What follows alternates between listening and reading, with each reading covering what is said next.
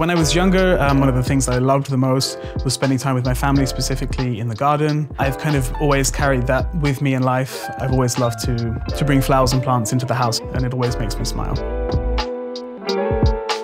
I'm Sam Bowers. I am originally from the UK. I live now in Utrecht in the Netherlands.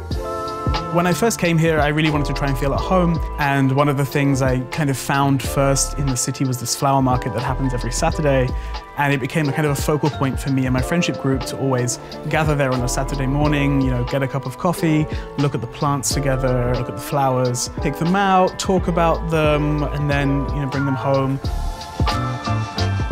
So every Saturday morning, I grab my basket, jump on my bike. It's about a 10-minute ride into town, and that's where I meet up with a friend or two at the market. We'll look at all the stalls, pick out some stems, you know, different textures, colors. I like to just see what catches my eye on the day, and then at some point, everything goes in the basket on my bike.